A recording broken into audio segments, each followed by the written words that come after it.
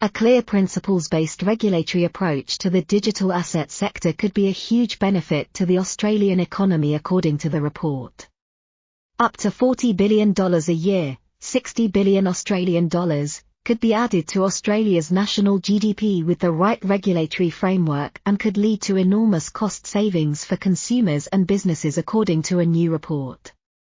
The November 29 Digital Assets in Australia report was commissioned by the Tech Council of Australia, TCA, one of the country's technology industry advocacy groups, and written by technology consulting firm Accenture, which outlined a number of potential benefits the growth of the digital assets sector in Australia could deliver, stating, "Digital assets, DA, have the potential to transform our lives, offering significant time and cost savings to individuals and businesses," the report estimates.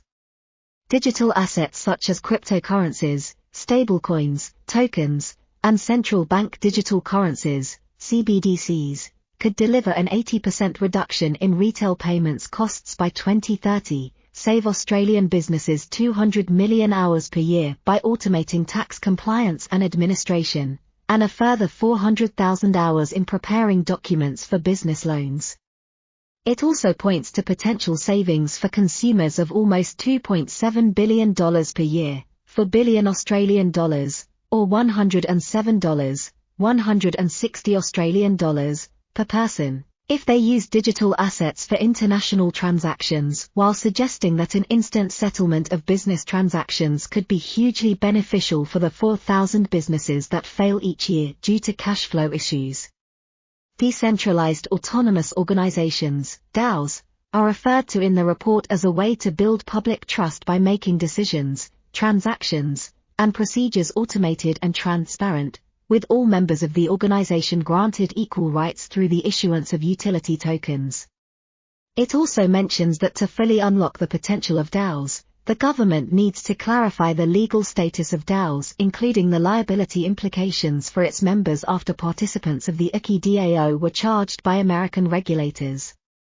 The report estimates up to 100% of payments could be facilitated by digital assets if a retail CBDC is introduced, pointing to the rapid uptake of retail CBDCs in other countries such as the e-krona in Sweden. On September 26, the Reserve Bank of Australia, RBA, Australia's central bank, released a white paper detailing the minting and issuance of an Australian CBDC, called the EAUD, which would be issued as a liability to the RBA. The pilot project is set to commence in 2023. The report aims to help the government regulate the sector in a way that enables innovation while protecting consumers, and follows a promise from a spokesperson of Australian Treasurer Jim Chalmers prompted by the downfall of FTX that regulations would be coming in 2023 which aim to protect investors while still promoting innovation.